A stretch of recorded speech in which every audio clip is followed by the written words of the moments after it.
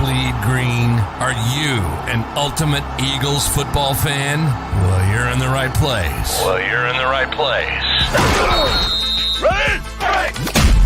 This is Birds 365, hosted by the new Mac and Mac, Jody McDonald and John McMullen. Here we go! Who collectively have covered and talked about more than 50 plus years of Eagles football. Kick off your day with Birds 365. You'll get debate. We love to argue. You'll get the real story from inside the locker room. And you'll hear from some of the great football minds from around the region. You're about to become an Eagles insider. Get in the game. Join Jody Mack and Johnny Mack and join the football community that flocks to Birds 365. Birds 365 starts right now. Welcome to the NFL. Let's go! Let's go! Go!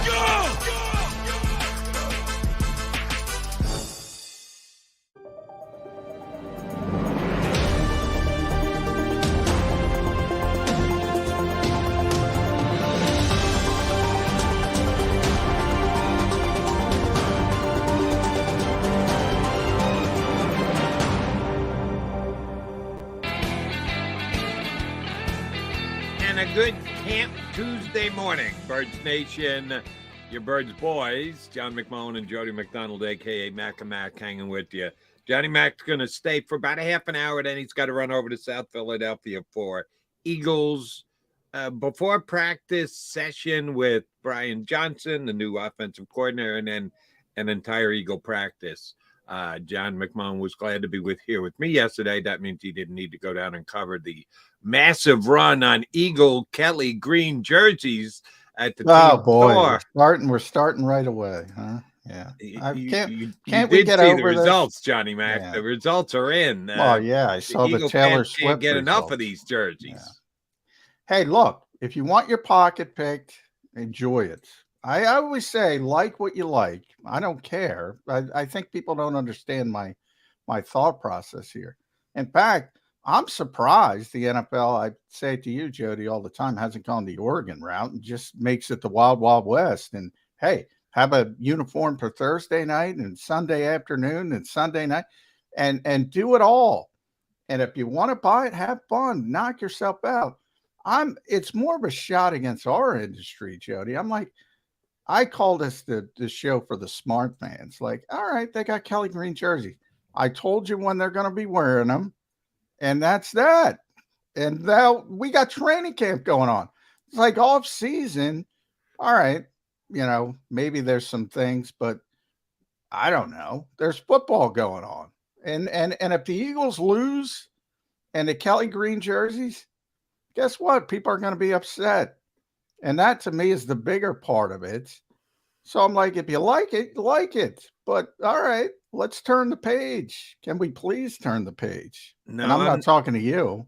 I'm talking to the people. I'm not a really superstitious guy. I won't say there aren't certain things that I believe there's a little karma attached to, but I'm not an overly superstitious guy. Yeah, if the Eagles lose in the Kelly green uniform, I'm not going to go nuts. And anybody who does, come on, you really think? No, I meant if they lose, blocking and I meant anything else. No, I don't. I didn't mean it from a superstitious fashion. I'm not superstitious at all. I mean it from if they lose in anything, the fans are going to be pissed off. If they win in anything, the fans are going to be happy. That's my larger point. So the uniforms don't matter. But if you like them, buy them and knock yourself out. I mean, that's hey, like what you like is what I always say. And I will cut the fans this much slack. The Eagles are well behind us. There's media. Oh yeah, they're all there. They're selling it pretty darn good and getting all their star players to wear it and pose in it and do videos in it and the like. So this isn't just Jody McDonald or any other. Well, they're making money, Jody. Hyping it. The Philadelphia Eagles are the ones who are hyping it. They're making money. It's a marketing thing. It's a Don Smolensky thing. And that's his job, to make money. but it's not my job to help them make money. Now there's different, obviously TV stations are a little bit different, and they're going to get video and they're going to play it up, and it's more of an entertainment landscape. But yeah, it's not my job to help. They got enough money. I don't have to help them line their pockets any further. Here's what I consider my job. My job is to relate to Eagle Nation. And if they care that much about it, then it's worth talking about. Am I here is Jeff Lurie going to give me the smallest little cut? No, absolutely not. Not going to make any money for me. So I don't care about the money making end of it. I care about the fact that Eagle fans care about it. And they came out and proved it yesterday. It showed that they care about it by jettisoning, moving Jalen Hurts in midnight green, taking over the #1 spot in Eagle jersey sales in the NFL, replacing Jalen Green in midnight green. He went in Kelly Green from #1 to being the #1 jersey seller. They changed the color, didn't change his spot as the #1 selling jersey in the NFL. It just widened the gap between he and #2. Yeah, that's something that's worth talking about, even if you're right that the actual uniform they wear is going to have nothing to do with the outcome of games. Nothing to do. Well, I'm a traditionalist, so there's a lot of fans who complain about sports talk radio or clickbait reporters or things like that. Well, if you take the clickbaits, they're going to keep doing the clickbait. So from my perspective as a reporter, if an editor tells me to do a Kelly Green story, I'm going to look at him like he's a freaking what. Let somebody else, let an aggregator handle that. They can do that, and we can get down. If you don't, so for the people that do complain about sports talk radio or about reporters, if you don't let us elevate the conversation ain't getting elevated. That's, it's a self-fulfilling prophecy. So if you click on the Eagles are wearing Kelly Green 10 times, and by the way, they do, Jody, 10 times more than what's going on at training camp, that's what you're going to get. So it becomes a self-fulfilling prophecy. Right. But, and this has hurt me in my career, I don't have to play into it. I'm trying to elevate the conversation. I don't have to play into it. All I say is, I don't care about jerseys. I don't care about numbers. It's meaningless. But people are welcome to their opinion. They can love it.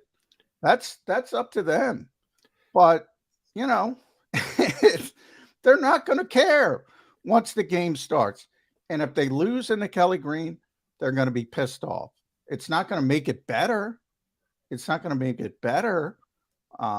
So it's like if you see a pretty girl, everybody's got different taste. I like this jersey. I like that jersey. Like what you like. That's fine. But I don't like when people like me are asked to do stories about Kelly Green, about marketing stories about Kelly Green uniforms. That's my pet peeve. Fine. Mine is, again, sometimes you need to be a leader and sometimes you need to be a follower. And when the Eagle fans make as big a statement as they did yesterday on how much they want the Kelly Green, they need to pick Kelly Green, they're willing to shell out for the Kelly Green, then I think you have to acknowledge it.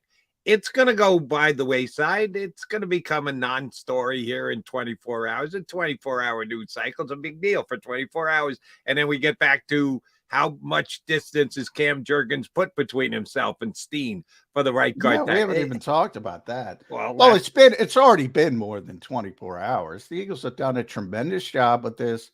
They've done a tremendous marketing job. But guess what?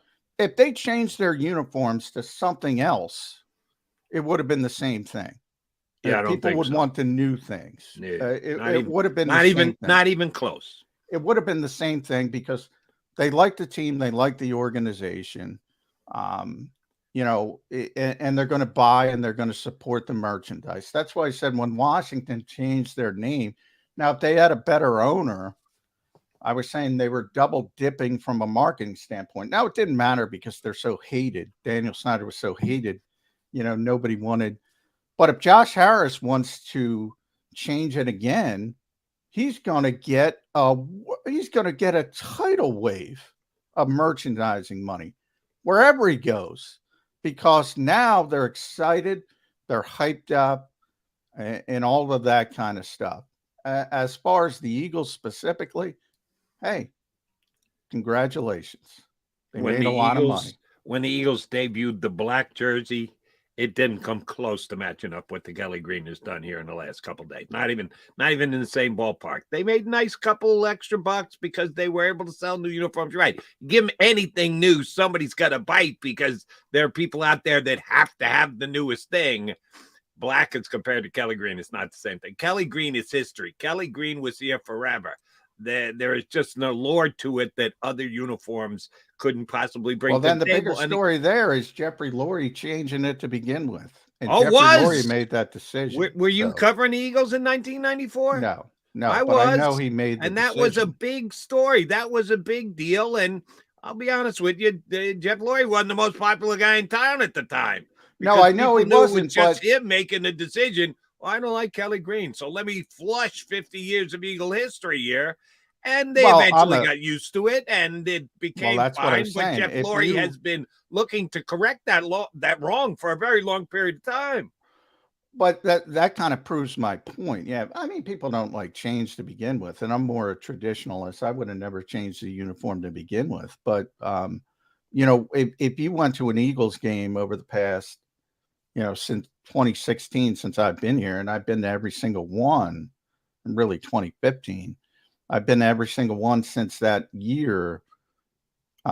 There's 65, 70,000 people at the Eagles game.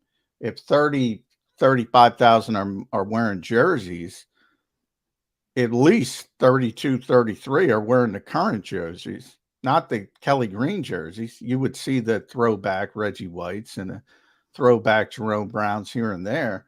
But the vast majority of the fans were wearing the current jerseys. Understandably so. That's how it works. They're going to wear what's current. So if they go back to the Kelly Green and make it their permanent, it'll be the opposite. They like the team, whether they recognize it or not. Whatever they're going to wear, they're going to support, especially in this city. But nostalgia, whatever you want to call it. But yeah, Cam Jurgens, the fact that Nick Sirianni again, kind of went out of his way to say it's not his job. To me, that's a far bigger deal than Kelly Green. And I know I'm losing this battle. I put it on Twitter, Jody. I know to the vast majority of people, that is not the case. The vast majority. But that's how you get into the spots. That's how you have self-fulfilling prophecies. If that's what you want, that's what you're going to get.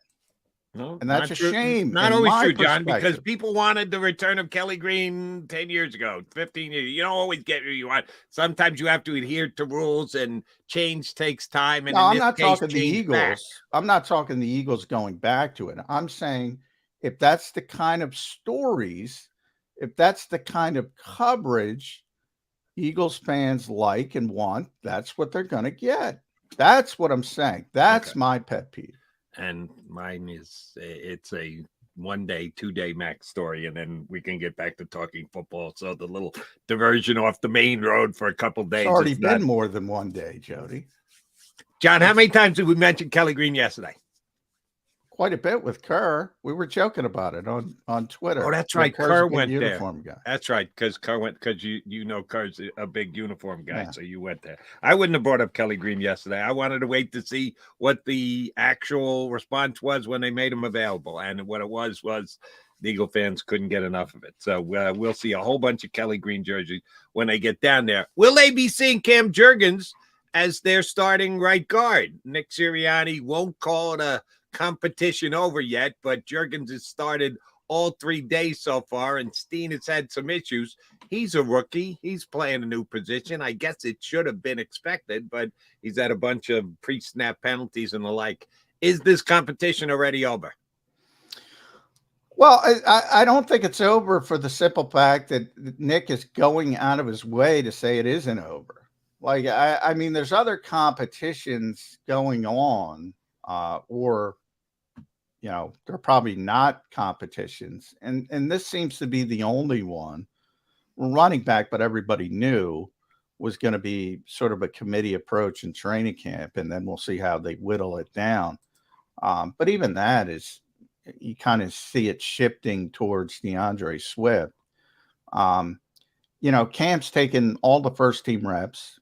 Tyler Steen hasn't gotten one first team rep.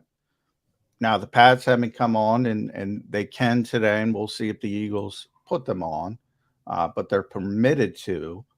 And Nick kept saying, you know, basically the pads, you said it's early, the pads aren't on. And this is the third time, if you go back to the off season, when people would ask him about Cam, and he wouldn't sort of give him the job, which I have no problem with that. You shouldn't just anoint somebody. But you know what? They anointed Nakobe Dean. And if you think about their perspective, now it's different position. Nakobe's a natural linebacker. There's no question. Like, he's the starting middle linebacker. He's the green dot. Everybody in the organization is lined up behind Nakobe Dean. Now, if you think about that, Jody, what is the difference between Nakobe Dean and Cam Jurgens? Well, there's one obvious one. He's changing positions, so that's more difficult, Cam Jurgens. But Cam was the second round pick and Nakobe was the third round pick. Right. And they're not lining up behind Cam Jurgens and saying, this is our guy, this is our guy, this is our guy. And then if he falls on his face, you can make a decision. You can make a pivot at that point. I'm a little bit surprised by the way they've handled it. Excuse me. To be honest, I'm a little bit surprised. The only other difference is, and I don't know if it was planned as it was, or if that was just the way the draft board fell and they made the pick that they made. They turned around and drafted a potential competitor for that position in the same exact round that they took Jurgens a year before, second. What other moves did the Eagles make for a linebacker to give Nakobe Dean competition at middle linebacker? Well, there is competition, but Tyler's a third round pick. He's not a second round pick. Excuse me, sorry. Cam's, Cam was 51st overall. Tyler was the third round pick. That was only 65, so it's not a huge disparity. But there's, how that goes, second and third round versus third round tags. You're right. There isn't competition. Maybe if there were, Eagles used a third, a fourth, a fifth, a sixth, or a seventh round pick to draft a linebacker to give Nakobe a little competition. No. Did they sign any free agents during this off season to come in and give Nakobe a competition? No. So it's kind of by default that Kobe had to be handed the linebacker thing, or that they just felt so confident that we don't need to have competition. That's what I was going to say. He's going to be that good. Here's the middle linebacker position, Kobe. We don't even fear bringing in someone else behind you. They're in two different positions at those two different positions. Is it?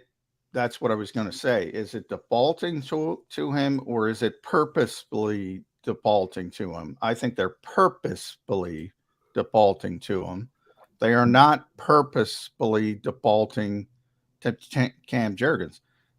Again, the most obvious answer is it's because he's changing positions, and he's not a natural guard, and he was brought in to play center.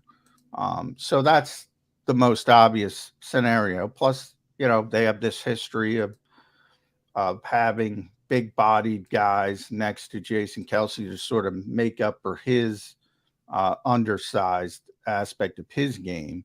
And Cam doesn't offer that. It's sort of undersized. So there's a couple little tweaks, but I do think it's pretty obvious he's going to be the starting right guard unless he completely falls apart.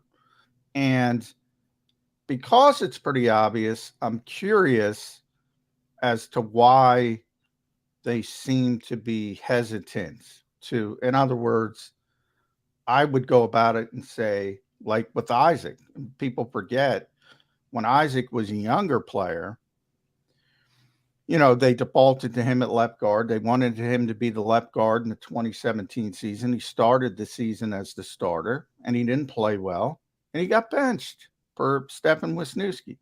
I would have went about it. I would have gone about it that way and say, all right, he's the guy. He's the one getting all the first team reps. Now, eventually, if he shows up in week 1 and week 2 and he struggles, maybe you have to rethink it.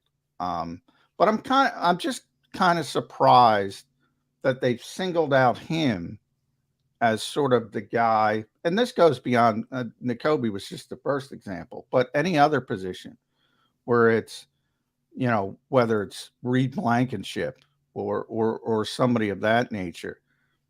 Cam Jurgens, who's a pretty high level pick, is the one who's getting you got to prove it to us treatment, which it's a little bit weird.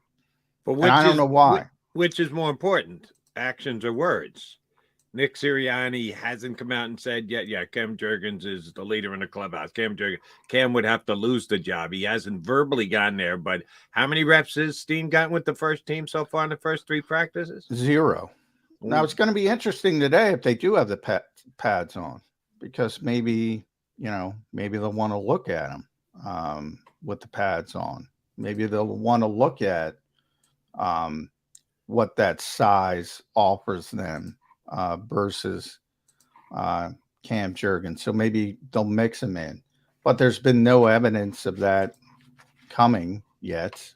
But when they have these off days, and they didn't have an off day, they had a walkthrough yesterday, but when they have these slowed down days, that's usually when they're thinking about elevating guys and giving them more reps, whether it's 3-2 or 2-1.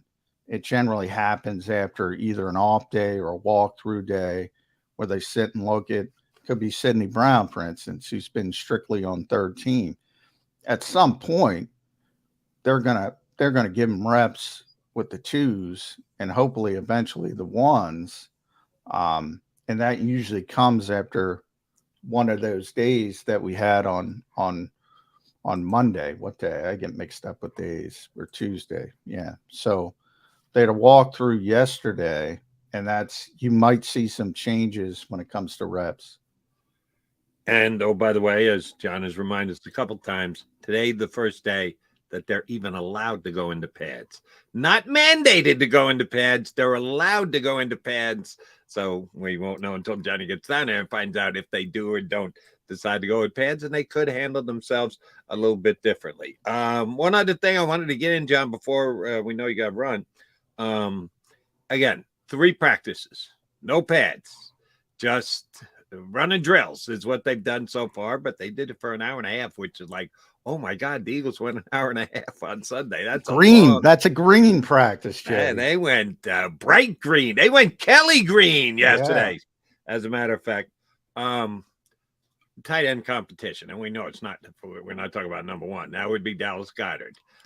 Jack Stoll was the backup tight end all year last year. We know his strengths are more blocking than receiving, but he played more snaps than any other tight end not named Goddard on the Eagles last year. And they've got 3 guys who are probably battling for, at best, 1 spot on the 53-man roster. Now, they could carry at least 1, if not potentially 2 tight ends on the practice squad. Again, early going, only 3 practices. How would you say the depth chart of tight ends stacks up for the Eagles right now?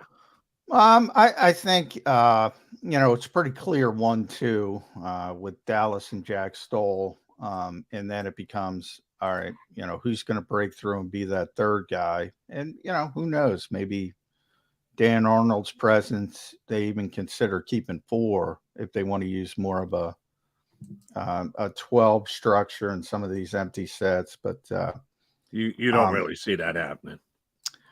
Well, they're not bowling over people. Quez Watkins had a good practice, but I don't think a ton of people have confidence in Quez. We'll see. Consistency is going to be a big thing with him. Alamaze Alameda Zacchaeus had a good day in the second practice, but it's kind of been nondescript other than that. So it's not like they're wowing people with the third receiver. I've said from the start, Dan's a really good receiver, really good receiver. And they're a Super Bowl team or Super Bowl contending team, significant Super Bowl contender. I think everybody would agree with that.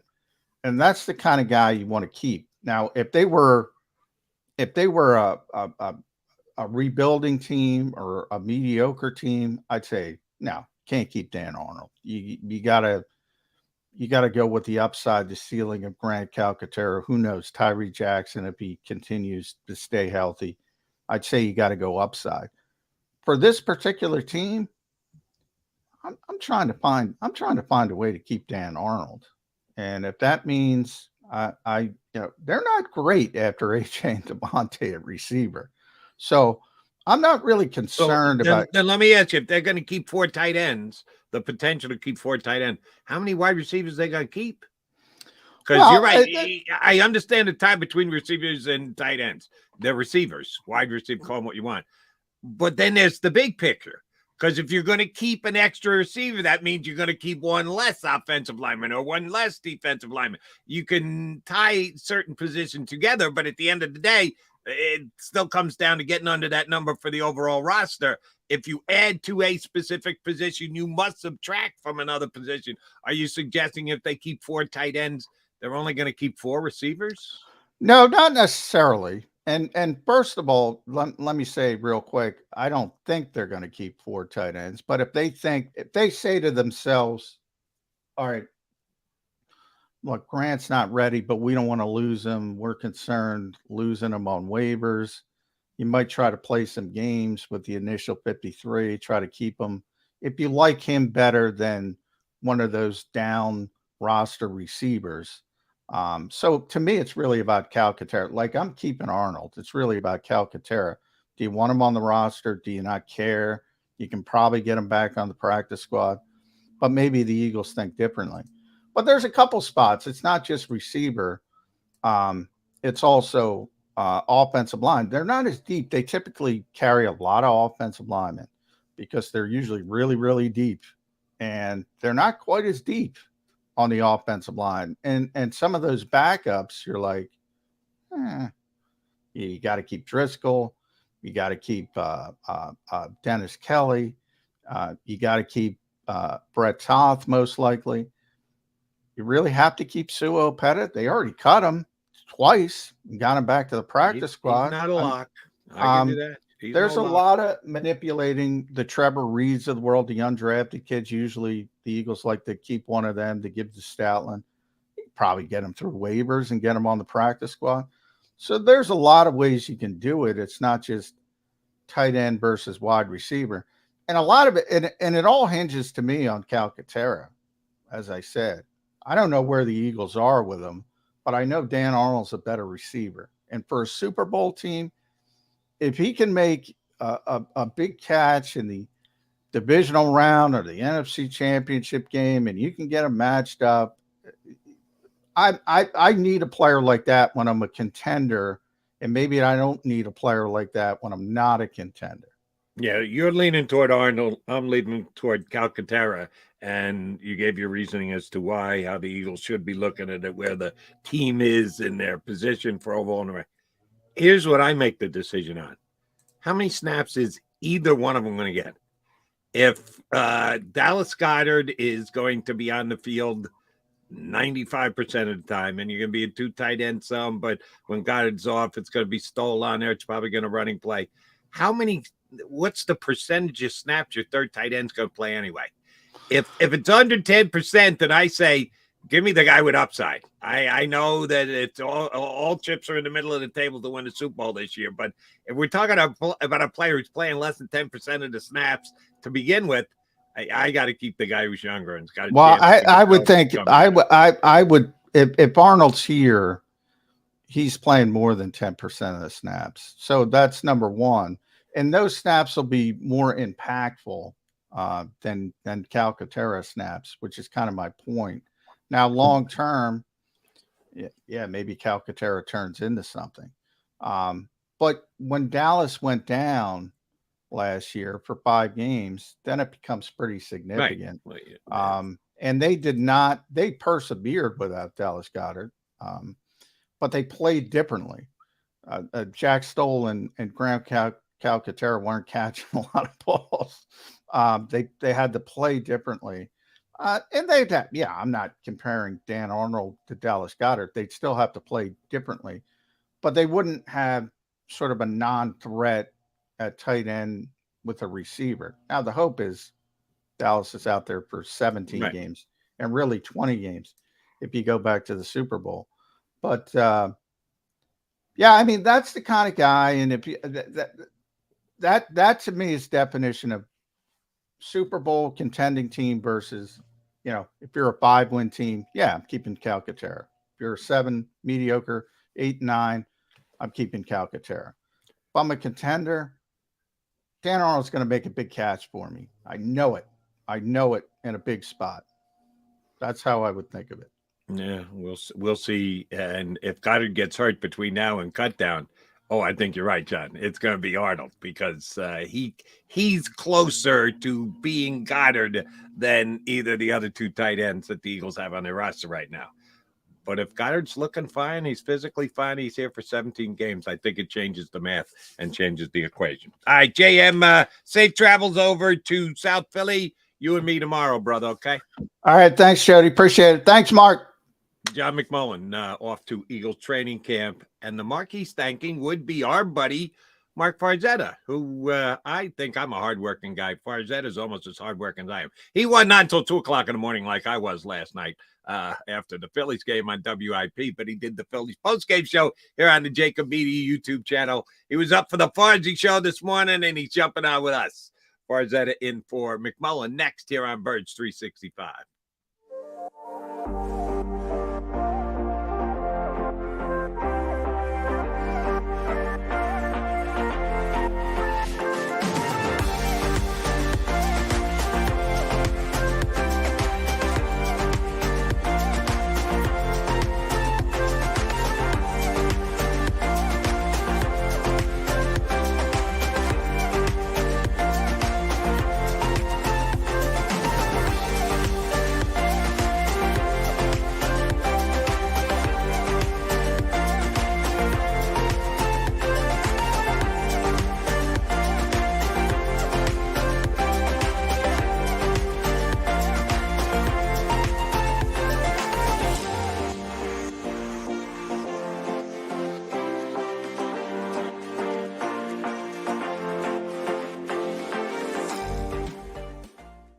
Do you stream on a Roku, Fire Stick, Google TV, or Apple TV? Now you can watch 6ABC 24/7 with the 6ABC Philadelphia streaming app. And the big story on Action News? Search 6ABC Philadelphia and start streaming today. Go passionately. Go fearlessly. Go confidently. Go Birds! Go confidently towards your goals with First Trust, Philly's hometown bank for nearly 90 years, and the official bank of the Philadelphia Eagles. We're focused on getting you over the goal line. So go with conviction, go with trust, Go Birds! and go forward with us by your side. First Trust Bank, the official bank of Philadelphia dreams. Oh, and go Birds.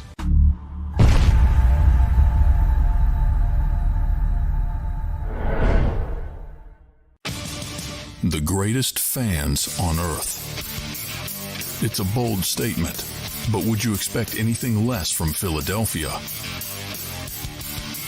58 years of heartache creates a toughness, a grit, a resolve not found in most. Sure, our prayers were answered, but now that we've had a taste, we're looking for more.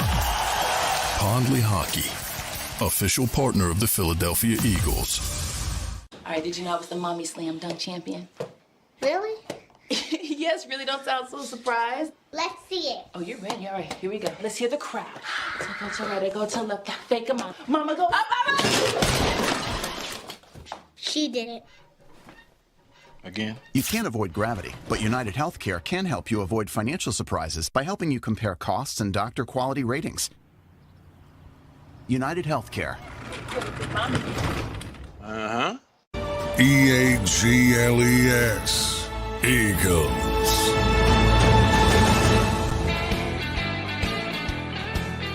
All right, you got Mark Farzetta in for John McMullen. Good to get Farzy up with me again today. That was a good Phillies win last night, right? Well, it was 2-0, and they had left 2 runners on base in the first inning. It was like, oh, God, here's Pittsburgh all over again. That was a nice win last night, Farz. Yeah, it was. I used the expression this morning. It was like in baseball, if you could say the tale of two halves, that's kind of how it felt. In baseball, you can't say that. But the JAKIB swinging at the first pitch with runners on first and second, nobody out, and a guy that couldn't throw a strike, that kind of was upsetting into the 6-4-3 double play. That was bad. Bryson started a couple of bad at-bats, but then came up big and late.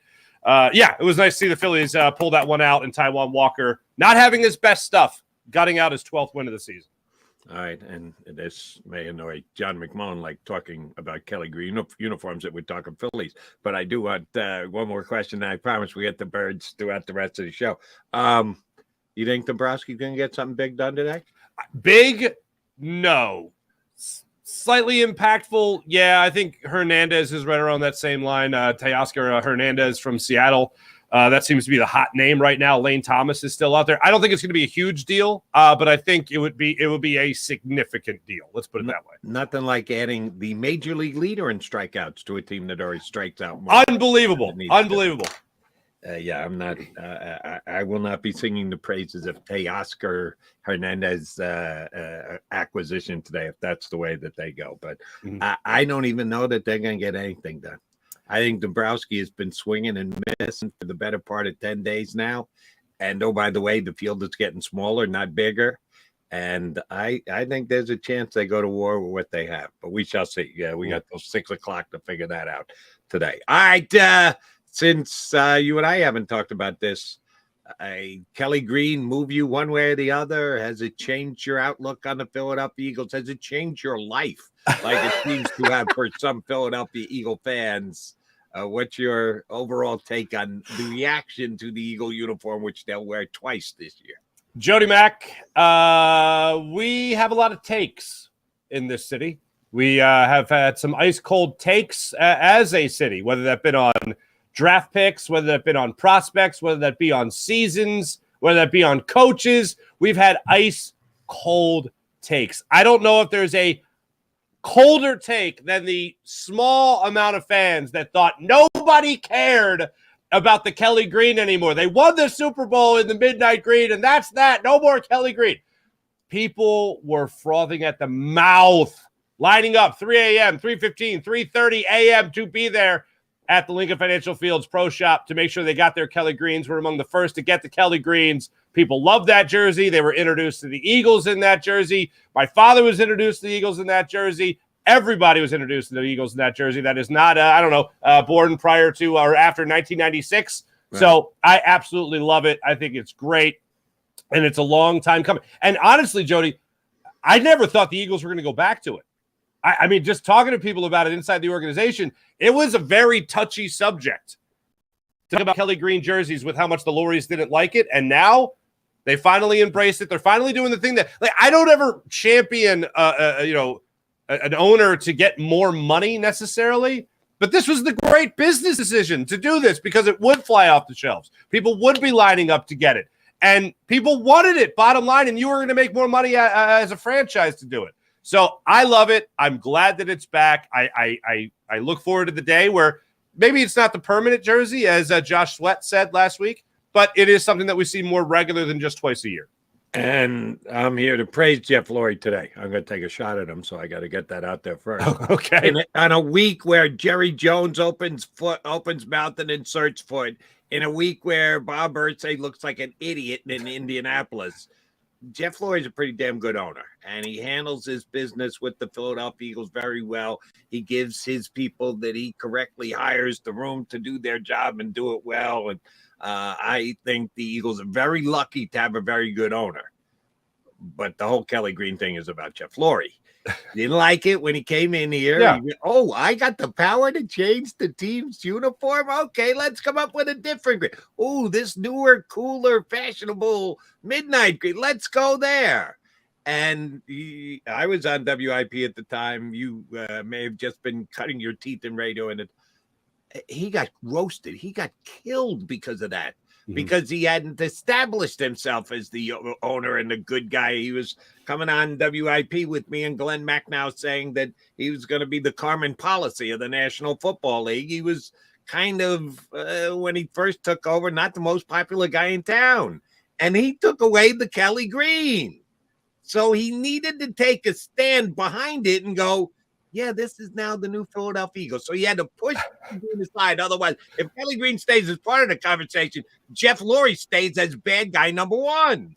Yeah, it wasn't exactly the best start to a tenure as a Philadelphia Eagles owner, considering I'm taking away your Kelly Green and no Hoagies in my stadium. Like those, I mean, you take away my Hoagie, take away my Kelly Green, people are going to be upset about that. But no, he is comparatively, not even that. Just think about this.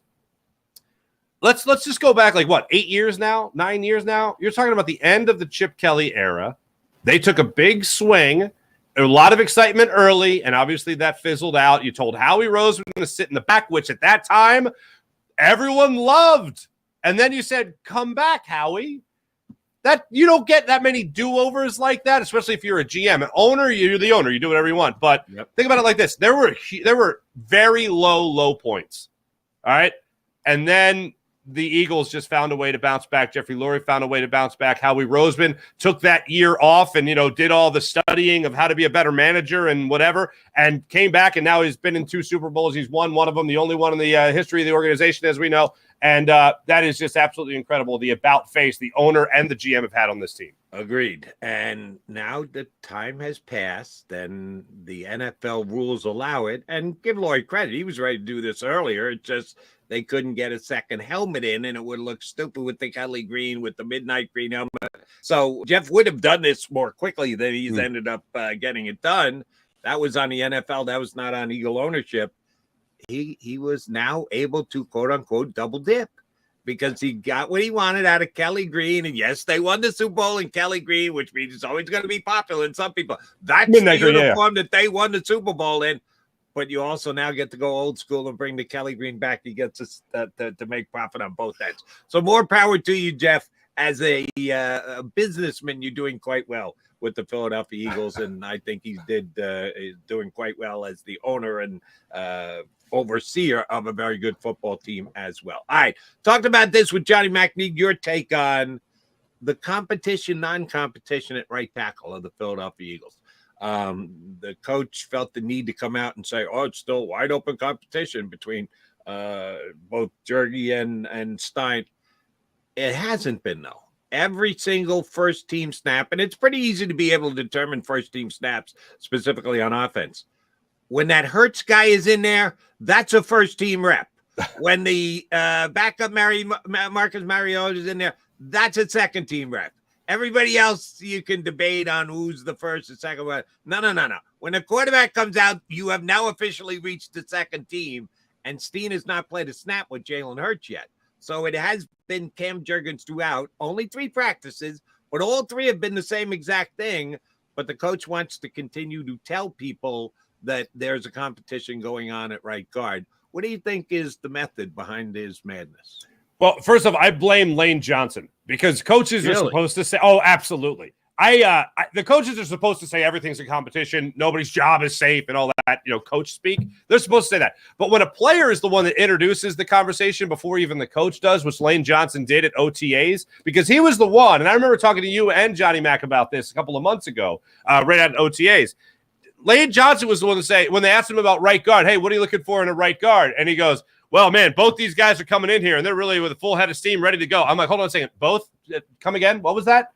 And he talked about Tyler Steen's strength. He talked about how comfortable he is, having been a tackle at the college level, not playing guard, and then being thrust in that position now, how comfortable he looked. And then he started talking about Cam Jurgens more.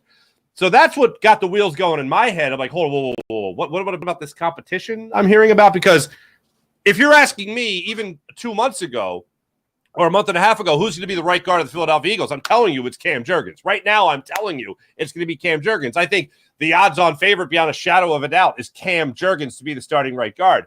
But the fact that Tyler Steen got that much conversation, even outside the coaching ranks, that's what raised my eyebrows about it. Now, with all that being said, I couldn't be happier that Cam Jurgens is the only one getting the reps with the first team at right guard because he's the more NFL-ready player. He's the guy that I think most people have a lot of confidence in will be the heir apparent to Jason Kelce, and they want to see him get those reps as fast as humanly possible. They want to see him throwing around bodies as fast as humanly possible. And if you're going to have any bit of a learning curve, whether you're Tyler Steen or Cam Jurgens in this case, it's kind of nice to have Lane Johnson to your right and Jason Kelce to your left to help you with that learning curve as you're, adapting to a more regular position at guard.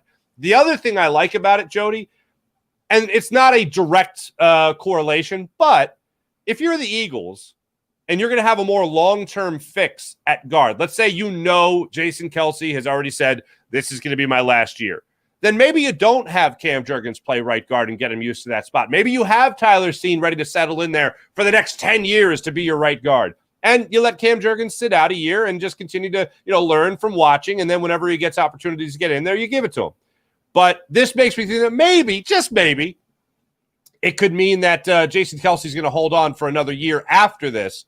And you want to make sure that you're giving Cam Jurgens, enough reps as a professional offensive lineman, albeit at right guard, to go in there and at least, understand the offense and understand the blocking schemes. And then when he does eventually move over to the center position, he'll be more ready to do that. Along that line of thought, which I've said the same exact thing here on the air, because I'm tired of being wrong. It's 4 years running. I've said, this could be Kelce's last year. This could be Kelce's last year. If you ask me, it's probably Kelce's last year. I'm tired of being wrong, so I stopped. I'm not saying it. I'm not talking about this being Kelce's last year because he just makes me look like a fool every year coming back. Do you think he's actually dropped hints to the Eagle organization more so than he's done when he's made one of his umpteen appearances on WIP, either chugging beer or co-hosting a show or whatever else? Do you think behind closed doors he's actually told the Eagles, you need me to put a percentage on this? It's 75-25 that I'm retiring. Do you think that conversation's been had? I think so. I think if anything, Howie Roseman does his homework. And I think he's doing his homework. Wait a minute. What's he goes on their podcast? That's how he does his homework? How the hell does Howie know? How do you do your homework to find out if a guy's retiring? Call his girlfriend? I don't think he cheats on his wife. How the hell does Howie find out information out without asking him directly? Did you not see the size of the shot that Howie poured Jason Kelce when he did his podcast? That's called Truth Serum in Vienna Veritas. No? Am I? You know what I'm saying? On the set of the podcast, but not during the podcast. Oh, okay. Come on. But I think he has the conversation with Jason Kelce, and I think Jason Kelce, to your point, does let him know which way he's leaning. And by this roster move, at least with Cam Jurgens getting all the reps with the first team, maybe it does lead you to believe that Jason Kelce did say, I got at least 2 more years in me. So, yeah, go ahead and get Cam Jurgens going next to me, and I'll be able to mentor him on the field, and then he'll be able to take over in the following year or 2. So that leads me to believe that. But I do think that Howie Roseman is having those conversations with his players. And as far as Jason Kelce's decision goes, look, like what more do you're a Hall of Famer. Jason Kelce's going to the Hall of Fame. Jason Kelce is a Super Bowl champion. Jason Kelce is a king and a legend in the city in which he is going to play his entire career in. There's nothing more to do. He's got a beautiful family, an awesome wife. If you ever had a chance to meet Kylie, she's incredible. She's an awesome lady. Great family. He's got all that to just go in. He's got a post-career already set up with the Kelce Brothers podcast, New Heights, and all that stuff. It's all there for him. But the thing is, Jody, he just really loves playing football. Yeah. And you can't really play football once you retire. And I know running around in the backyard with his daughters is going to be a beautiful thing, and he's going to enjoy every second of that. But the man just loves playing, and he loves his teammates. And as he referenced it, the old guys, the core 4, he loves being a part of that. And you could see a big changing of the guard after this season, even outside of Jason Kelce. And I don't no pun intended with the guard position, obviously. But you're talking about Fletcher Cox, you're talking about Brandon Graham, you're talking about Jason Kelce, and Lane Johnson has dropped hints about considering the end of his career. Maybe not this year as his last year, maybe next, maybe the year following. But there's going to be a big turnover here with the Philadelphia Eagles in terms of leadership in the not too distant future. And I do think Jason Kelce just loves playing football, and he really won't know the answer to that question as to whether or not he's going to retire until this season is over with. All right, Mr. Crystal Ball, I'm going to ask you to look in there and give me Eagle down the road prediction. Okay. The core four, as Jason Kelce called them this past week, the old guys. The old guys. Yeah. 2 on the offensive line, 2 on the defensive line, all 4 of them in the trenches, taking a beating on a year in, year out basis. How many of the core 4 are back with the Eagles in 2024? Give me a number. It's 0 to 4. You don't have that many options, but you need to put a number on it. Who's back? Who's retired? Wow. Or elsewhere. Maybe they finally say, Fletch, we love you, but, and somebody else is willing to give Fletcher $10 million, and how he has his limits. See, he doesn't break them often. So I don't want to suggest that anybody who's not a Philadelphia Eagle is not going to be in the NFL, but how many will be Eagles in 2024? Lane Johnson is included in this core 4, yes. Correct? Lane's back. He's the only definite. If I have to bet money, I'm putting it all on Lane Johnson. If I have $1 left over, I'm putting it on Jason Kelce. Fletcher Cox, Brandon Graham will not be with the Eagles next year. I think Brandon Graham doesn't retire. I think Brandon Graham signs that one more paycheck somewhere else. Really? Because Brandon Graham, what's interesting about Brandon Graham is that, like, he is known around the league as just a phenomenal teammate. Like, never a bad thing said about Brandon Graham. And he doesn't play a lot to the point where he'd take reps away from a younger player, but he could be that mentor to a younger player. So I think Brandon Graham ends up playing somewhere else, breaks all our hearts, and plays somewhere else. But after this year, I think Fletcher Cox is done. Fletcher Cox is very tied to Philadelphia as well, and he'll be around here, and he's certainly made a boatload of money in his career. So I think he'll call it a career after this season. But I think I would not be shocked at all if Brandon Graham ends up signing a deal for more money elsewhere for 1 year to be that great team leader, that great veteran. He doesn't take enough snaps away from a younger player, and I think that's something that'll attract another team.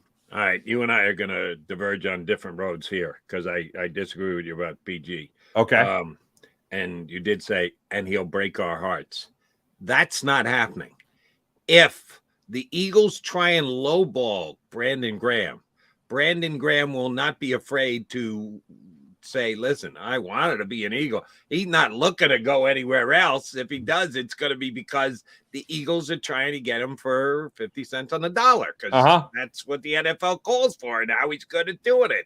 So when push comes to shove, nobody's going to call Brandon Graham a liar. The Eagles, the top of that list, they're not going to go, oh, no, well, Brandon is misconstruing what our offer. No, they're not going to do that. They're not going to go down the road of, I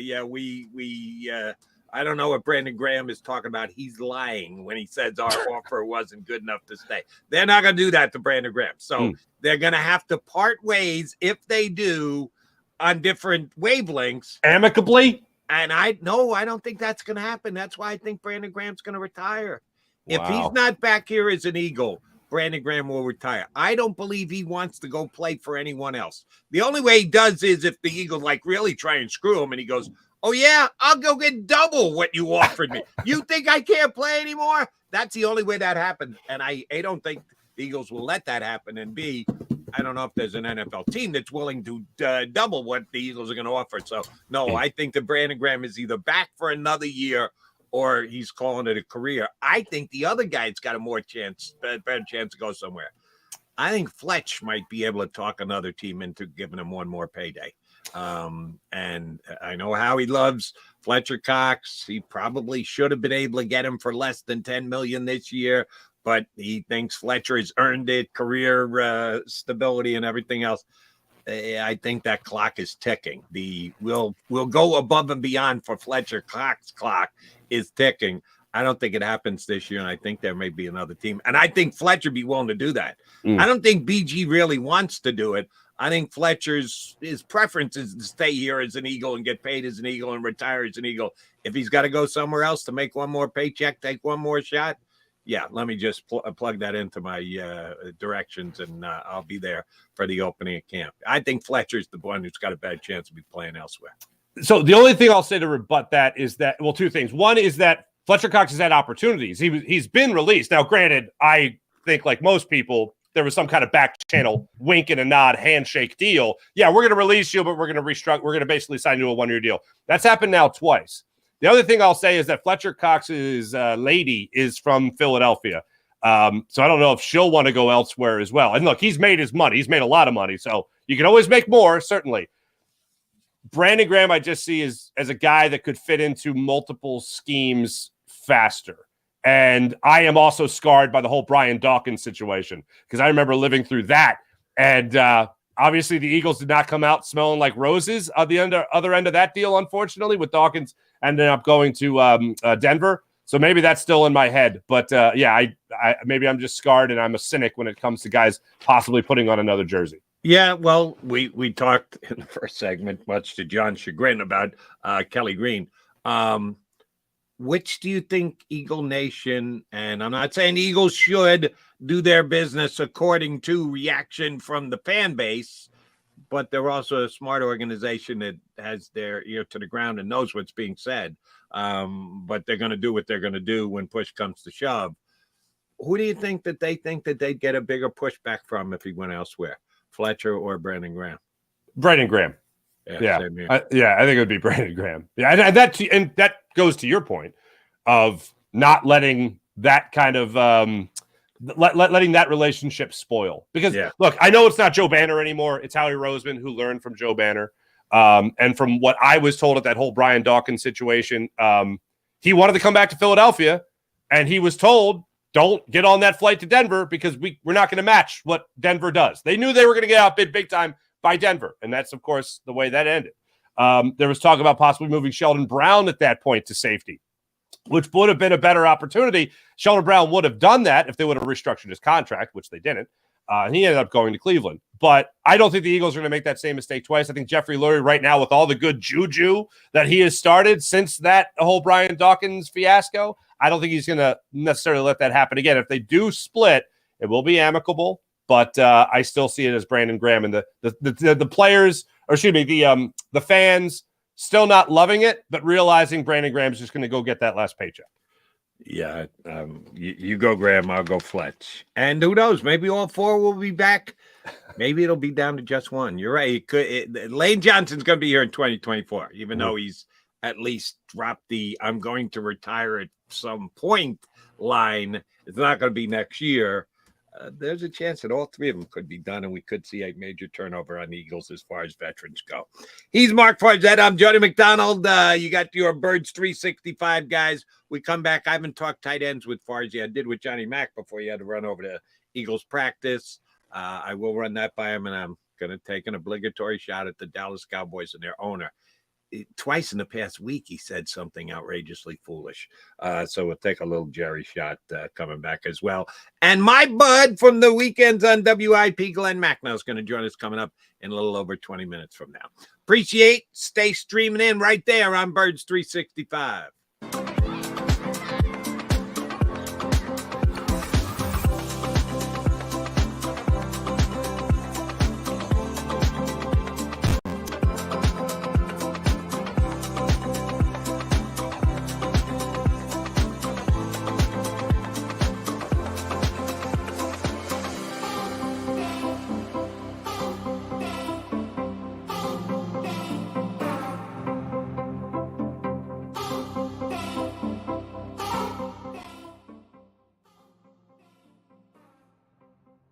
If you own a company and you're not producing a podcast, you're missing out. The public consumes messaging when they're ready. Join the professional podcast network of companies and let JAKIB Media Partners put you in the podcast arena. Come to our professional studio, or we'll come to your place of business and professionally produce your company podcast. Call JAKIB Media right now at 267-261-3428. 267-261-3428.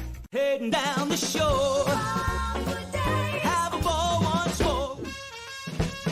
Here, imaginations run wild and time stands still. Because here, you can find the best of the Jersey Shore, all on one 5-mile island. So leave the old you behind and get lost in the woods. Wild, wild, wild would change.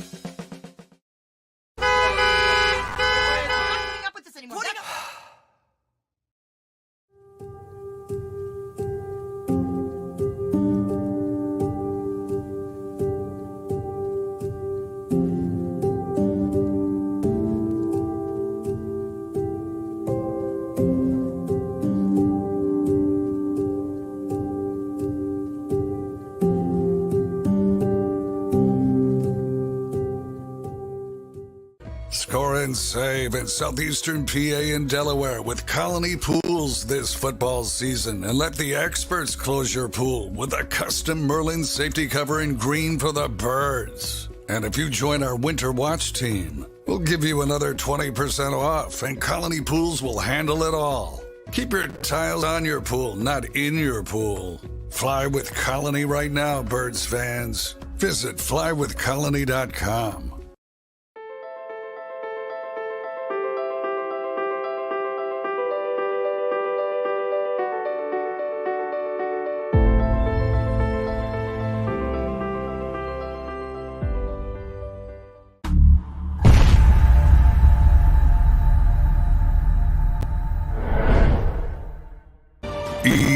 EAGLES, Eagles.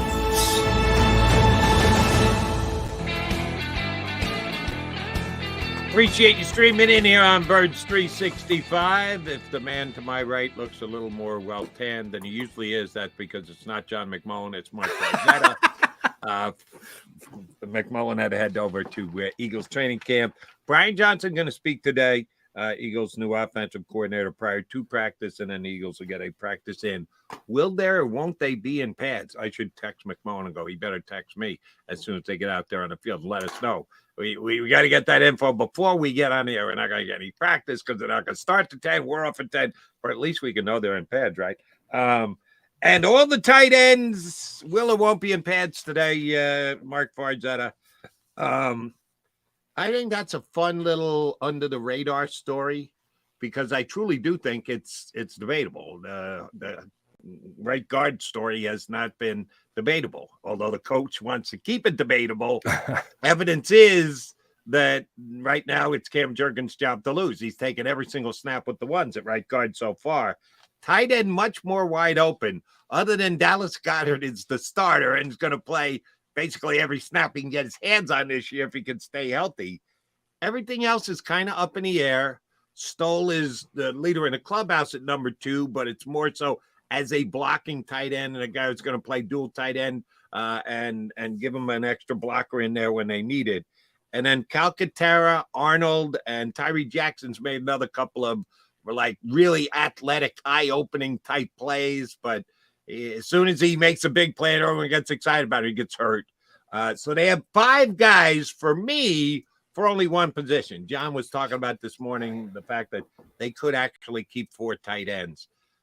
I don't see it, not with the roster the way that it is, and they have needs for other positions and like. I was surprised John said they don't have the depth on the offensive line they usually do, which I agree. Overall, the quality of the players on the team isn't as good as it has been in other years. So you keep less or more. I know you got to at that day that you're cutting down to 53, there is the fear of losing someone.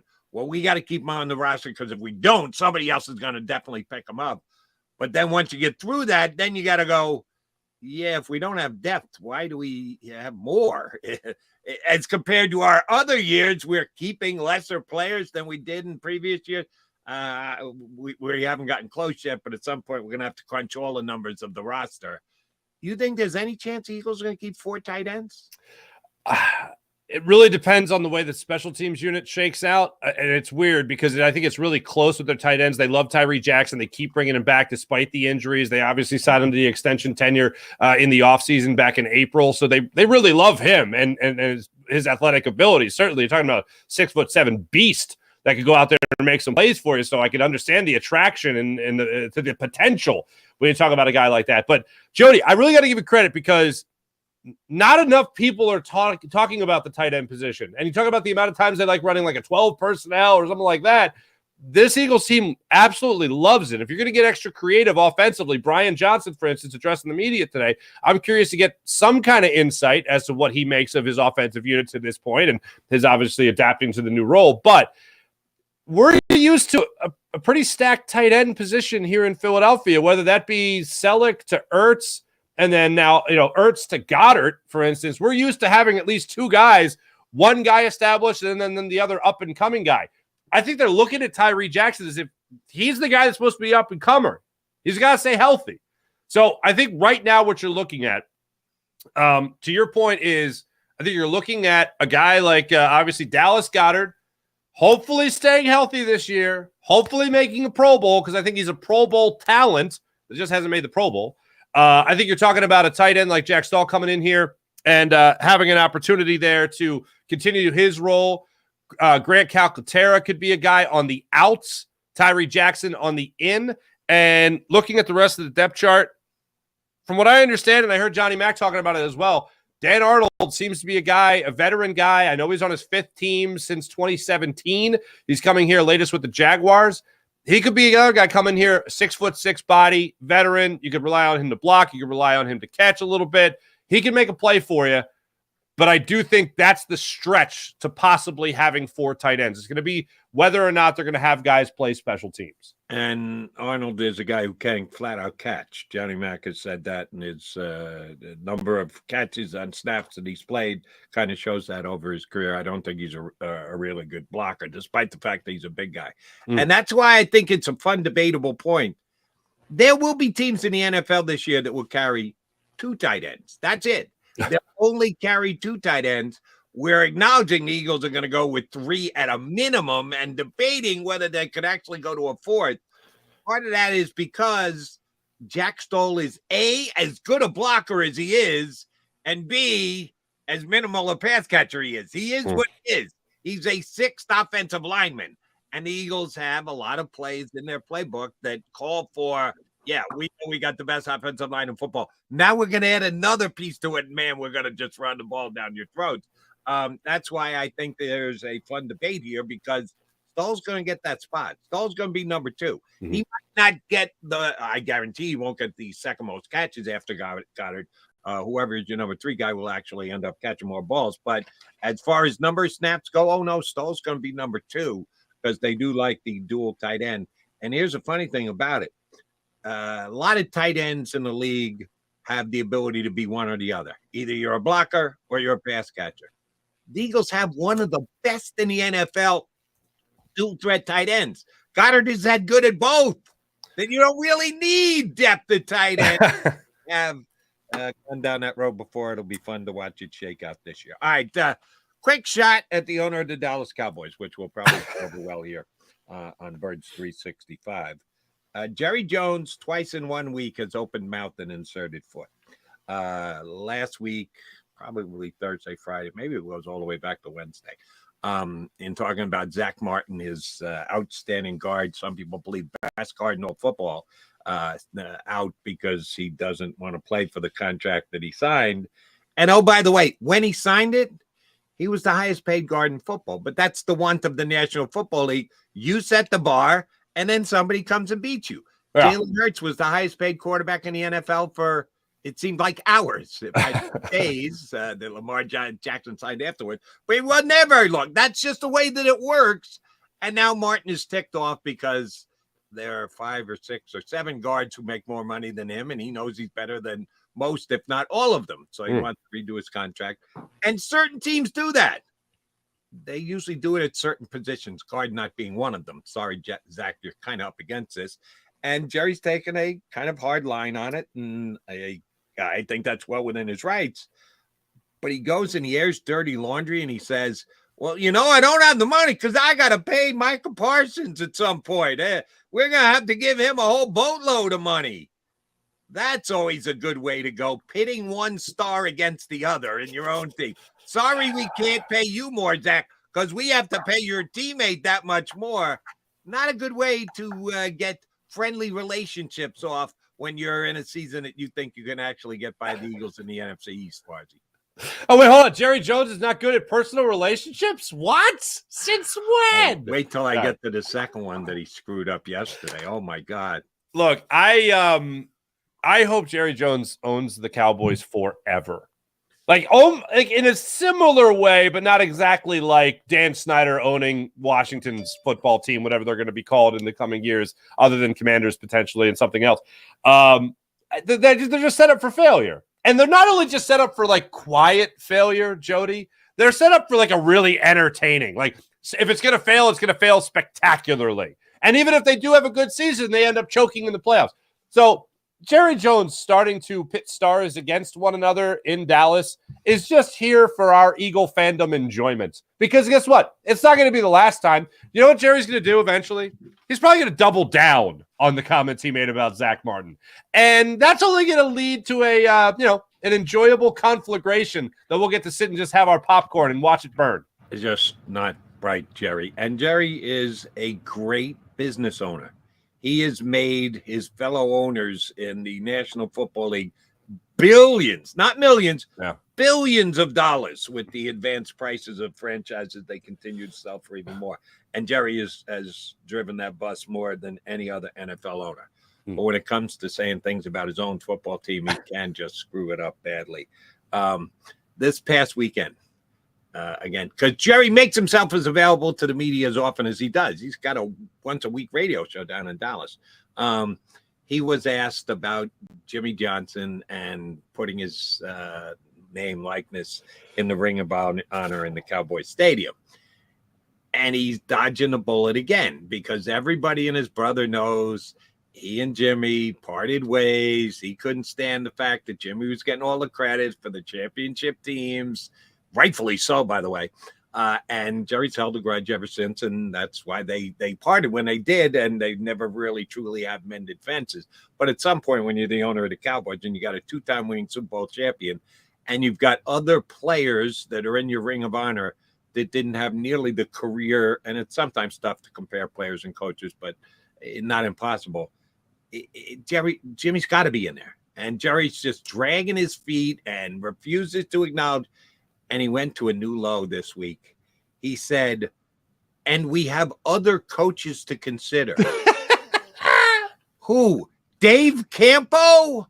Are you really going there? Dave Campo. Oh, the Dave Campo era in Philadelphia. Yes, that compares to the Jimmy Johnson era in Dallas.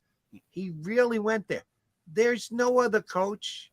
There's what? Tom Landry is already in the Ring of Honor. That's it. History of the Dallas Cowboys. There have been two coaches that have coached that level. One's in, and the other one's you're looking to just hold out, give the Heisman to. Just come out and say it. If you want to say, listen, it's my team. I'm the billionaire here. It's my stadium. You guys all are invited to come in and take part and spend money, but it's my stadium. He's not getting in on my watch. You're going to have to wait till I die. Otherwise, he's not getting in. Yeah. Don't come up with lame explanations and excuses about, there's other coaches we've got to look at. Come on, Dave wants that. Is that where you go? No, this is just dumb on his part. Okay, I'm just looking at the Ring of Honor now because I don't know about Barry Switzer, whether or not he's in there. No, he's not. But he is we not. all know Switzer, all he did was not screw up Jimmy's team. Exactly. I think if you saw Jerry Jones and Jimmy Johnson on the dais at the Hall of Fame for the Fox broadcast, I think you kind of saw this coming. Because if you remember, the question was asked to Jerry Jones then about putting Jimmy Johnson in the Ring of Honor. And it was like pulling teeth out of Jerry Jones's head to try to acknowledge Jimmy Johnson as a Ring of Honor coach for the Dallas Cowboys. And I remember at the time he said something along the lines of, I do think it is time that we get him in there in the Ring of Honor. And that's my dead on Jerry Jones impression, by the way. And it was like, he doesn't mean this. He is saying this because he is under the gun right now, because he's under the pressure to say this on the dais at the Hall of Fame in Canton, Ohio. And sure enough, here we are a year later, And it's the same type of situation. Other coach, what the hell are you talking about? What did a Bill Parcells? Like, he didn't have that great run with Quincy Carter in Dallas. He got you to the playoffs, didn't do anything. You mentioned Campo. Oh my God! If Campo gets in, they should have Andy Reid down there to spank him as they put him in the Ring of Honor, because that's all that happened while Campo was there in Dallas.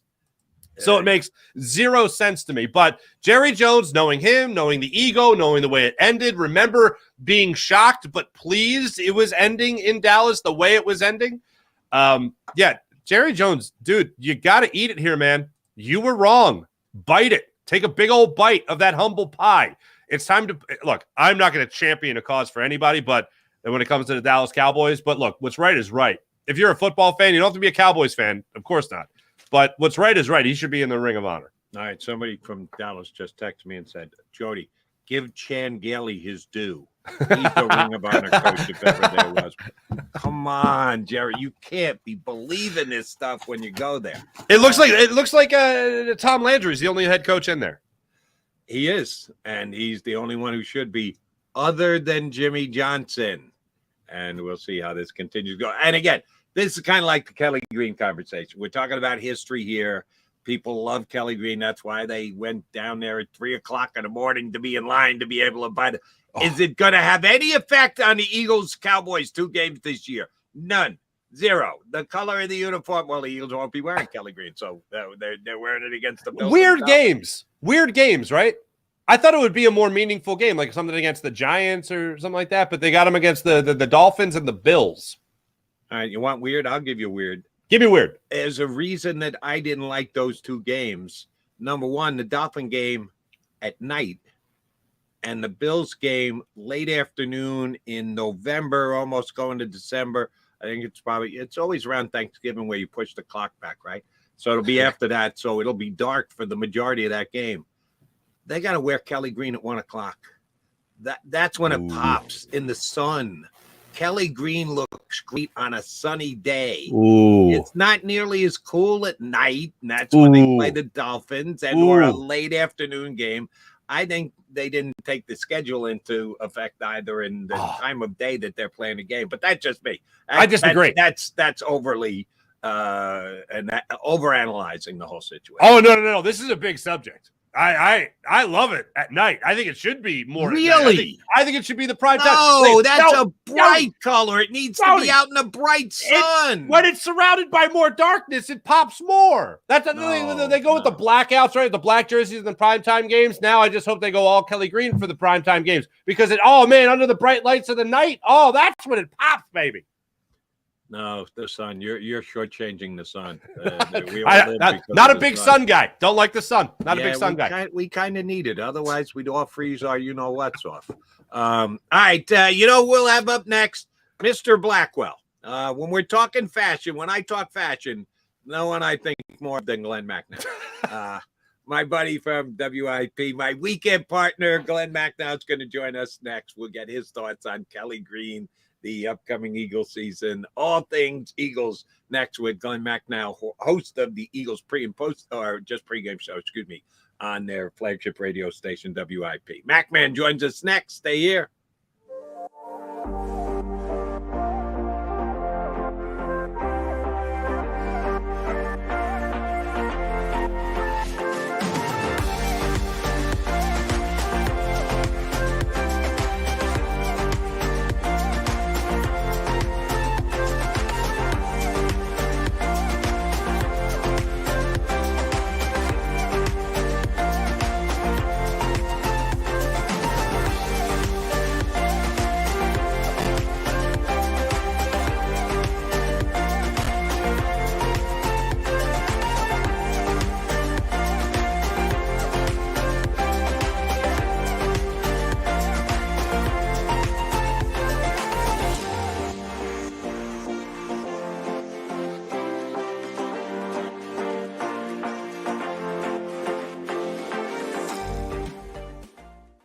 Do you stream on a Roku, Fire Stick, Google TV, or Apple TV? Now you can watch 6ABC 24/7 with the 6ABC Philadelphia streaming app. And the big story on Action News. Search 6ABC Philadelphia and start streaming today. Go passionately. Go fearlessly. Go confidently. Go Birds! Go confidently towards your goals with First Trust, Philly's hometown bank for nearly 90 years, and the official bank of the Philadelphia Eagles. We're focused on getting you over the goal line. So go with conviction, go with trust, Go Birds! and go forward with us by your side. First Trust Bank, the official bank of Philadelphia dreams. Oh, and go Birds.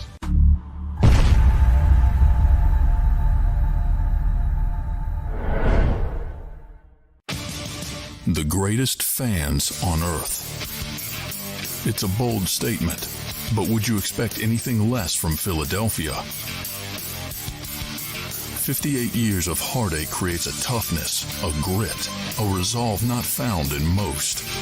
Sure, our prayers were answered, but now that we've had a taste, we're looking for more. Pondley Hockey, official partner of the Philadelphia Eagles. All right, did you know I was the mommy slam dunk champion? Really? Yes, really don't sound so surprised. Let's see it. Oh, you're ready. All right, here we go. Let's hear the crowd. So go to right, I go to left, fake 'em out. Mama, go up, up, up. She did it. Again? You can't avoid gravity, but United Healthcare can help you avoid financial surprises by helping you compare costs and doctor quality ratings. United Healthcare. Uh-huh. EAGLES. Eagles.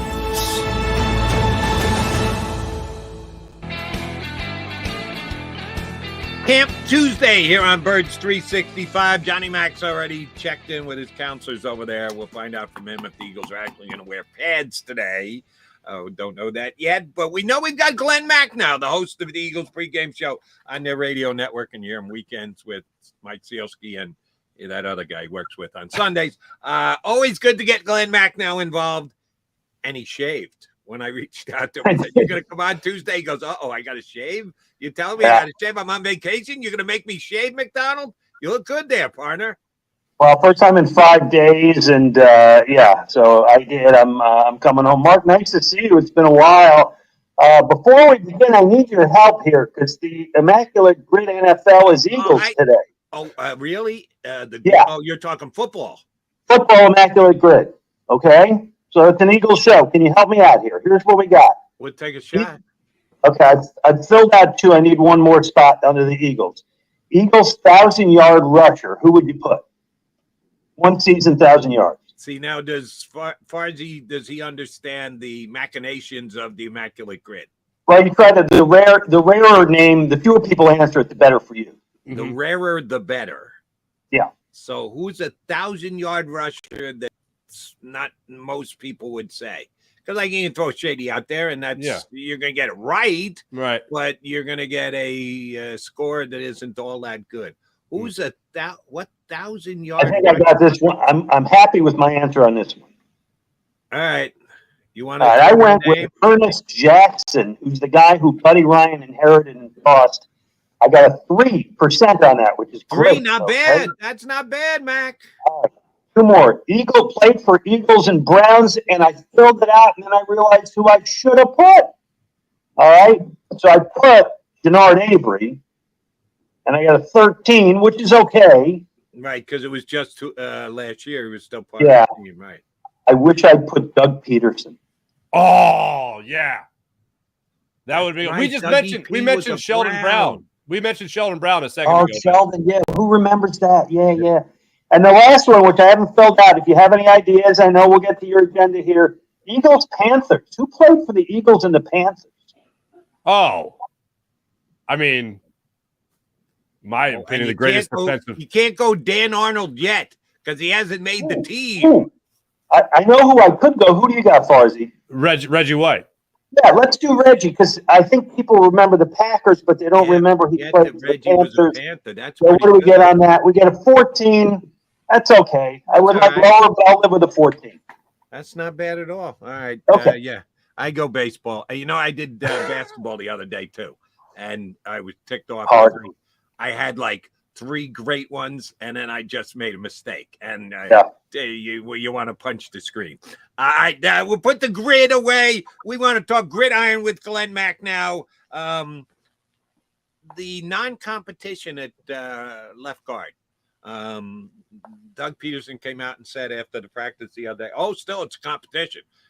We haven't decided anything at right guard, and Tyler Steen's looked good, when in actuality he hasn't. He's had a bunch of penalties and false starts, and Juergens has taken every snap so far at right guard. So the coach is saying one thing, but his actions are saying another. How big a deal is this, Glenn, as to who the right guard's going to be? He is between Lane and Kelsey, two potential Hall of Famers. I'm not saying that you or I could go out and play right guard, but is it as big a deal as some people like Jody McDonald are making it out to be?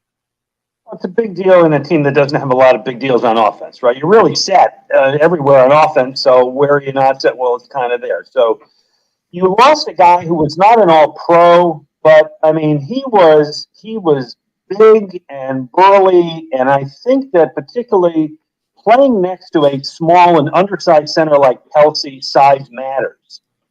So, and I will freely tell you that Ray Didinger planted this in my brain.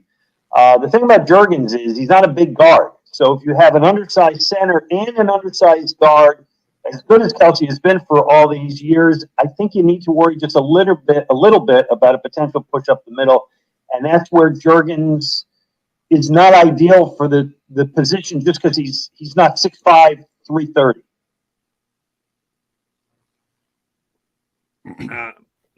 Mac, let me also ask you about the competition at the tight end position, where the Eagles, we know Dallas Goedert's going to be their number one guy and going to play 98% of the snaps. Jack Stoll has been the backup 2 years running as the quote-unquote blocking tight end. And then they got three different guys who bring three different things to the table. We were kicking around, myself and Johnny Mack, in the first segment. He even suggested the Eagles could keep 4 tight ends. I don't think that's happening. I think 3 is the max number. What do you think the new offense coordinator, Brian Johnson, who's talking to the media coming up in just a couple of minutes here, what do you think his use of tight ends is going to be looking like this year? I don't think the offense is going to be much different than it was, although I think it would really help them to have another tight end who you trust catching passes, and Jack Stoll's not the guy, right? So I don't know if some of these other guys can come in and do that. As good as Goddard is, it's always nice to have that second tight end who you can count on to catch, 30 catches a year, maybe that's a little high. Or if Goddard goes out, I don't want to take the tight end out of the passing game. So I would like to see one of those guys emerge who can actually catch the ball. Nothing against Jack Stoll, but as you said, Jody, he's a blocker. That's what he does. Mm-hmm. Glenn, I wanted to ask you about this. It comes to Jalen Hurts. And great year last year, phenomenal year last year, one of the best in Eagles history last year, and all that. But we all know what a competitive guy he is, how much he is driven, how much he's a student of the game, and all that. From last year to this year, is there anything specifically that you think Jalen Hurts is working on to take yet another step forward? Maybe not as big because, the ceiling was right there for him last year. I'd like to see him push it a little higher. What do you think he needs to do to push it a little higher other than actually win the accolades of the Super Bowl, MVP, and all that stuff? What do you think he works on? Yeah. I don't think there's one specific element of the game. I think that for him, it's just the overall continued maturity, continued seeing the field better, continued reading defenses as he walks up the line of scrimmage, which he was good at last year. But if you take a guy who's a 7 or 8 year vet and ask him, how are you now versus when you were back in your second or third year, clearly they all get better. So I think the jump he took last year, as everybody else says, was tremendous. I don't expect anything like that.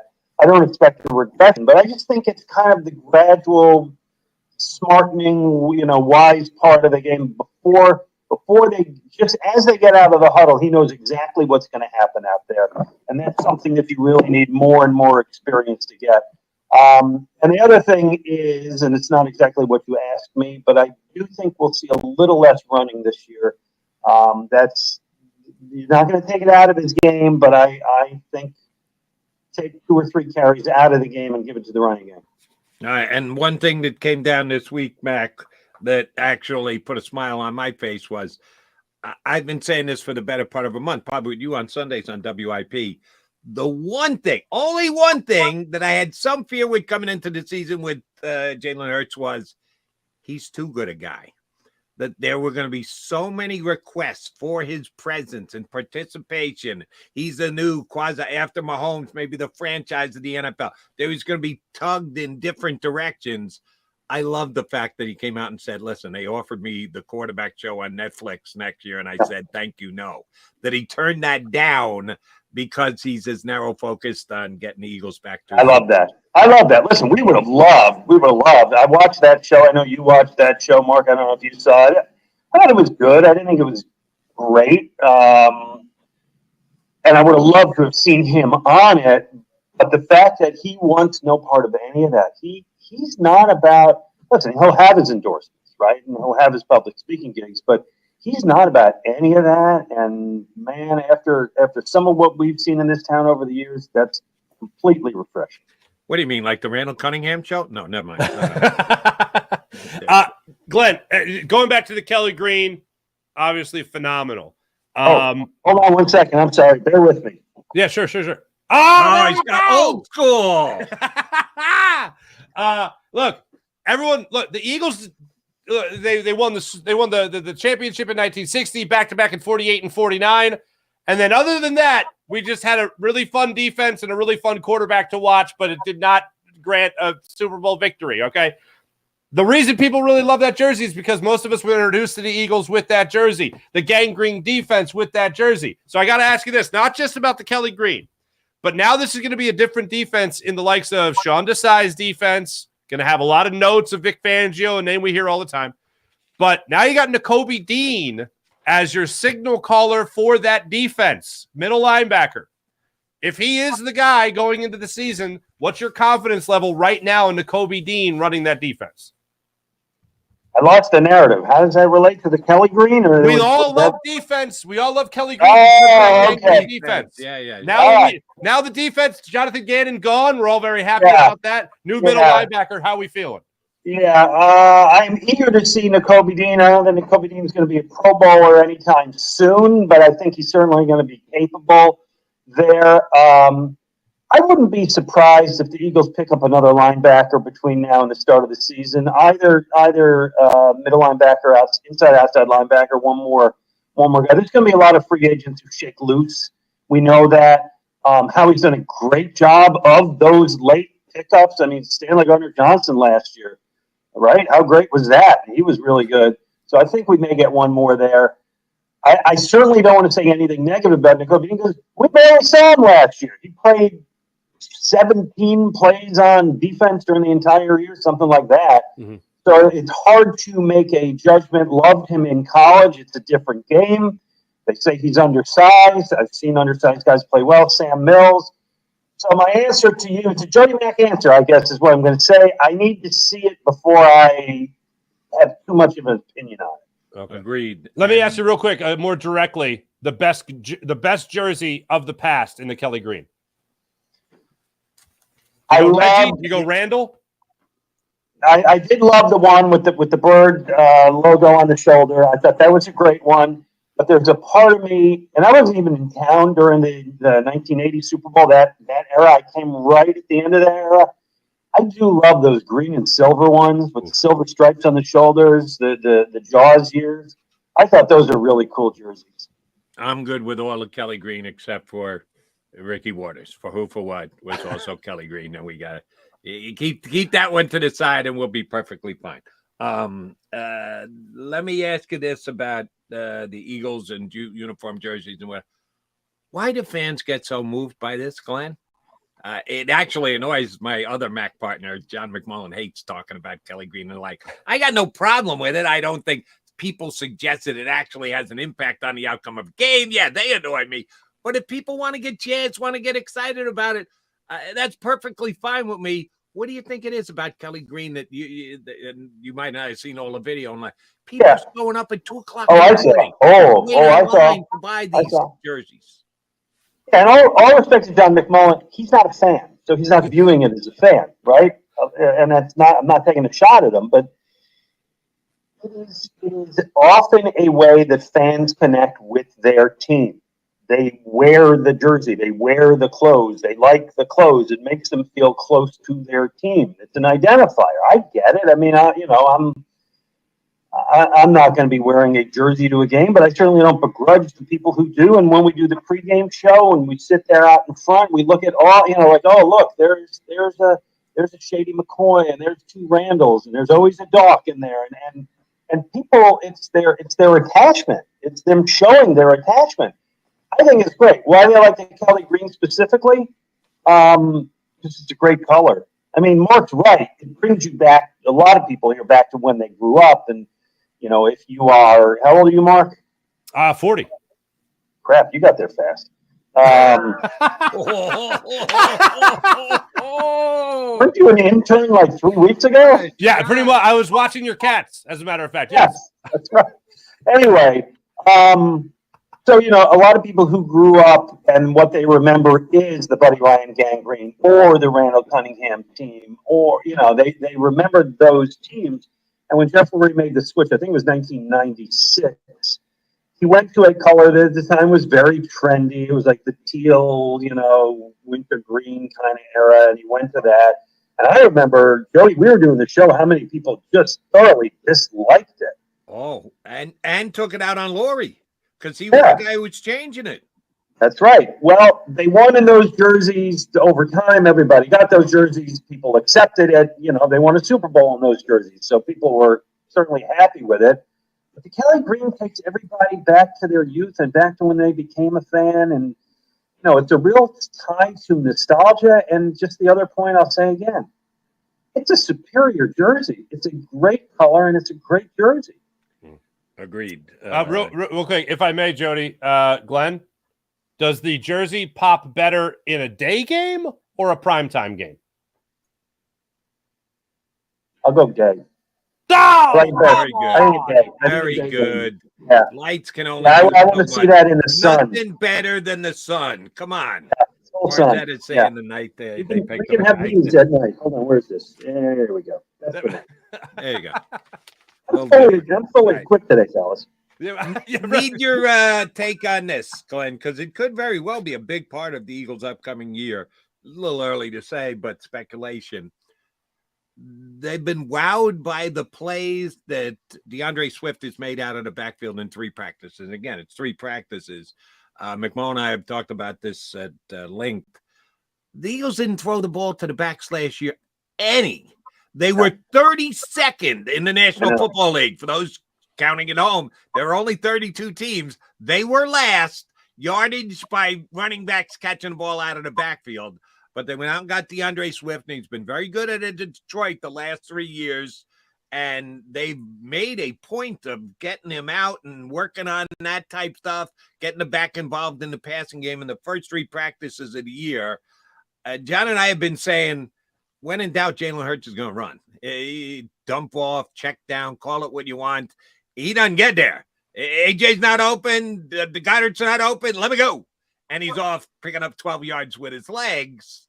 Do you think he's going to stay patient and make that part of the offense this year? Do you think the Eagles will implement enough plays and call those plays where the toss the running back is higher in the progressions? How big a throwing to the backs, specifically DeAndre Swift, is going to be part of the Eagle offense this year? I think it's a great question, Jody, and it relates back to what we talked about earlier. And Mark asked me how is it that Hurts can grow? Well, that's a big area that Hurts can grow, which is he can do a better job of throwing it to the backs, both in terms of his accuracy and in terms of do that instinct before you run. Sometimes you'll last longer. So I think it's a great point, and it is one area where they can really grow. DeAndre Swift is really good at it. I would be delighted if at the end of the year, DeAndre Swift leads the Eagles backs with, can I dare say, 60 catches, and Rashard Penny leads them in rushing with 800 yards. If those 2 things, then you're going to have the dynamic offense is going to be even better. Nice balance. Glenn, this is a very simple question, but I think it's a very complex answer. What the hell's happened to the running back position in the NFL? You need 3 or 4 of them nowadays. Yeah, well, one of the things that's happened is that this is in terms of the contracts.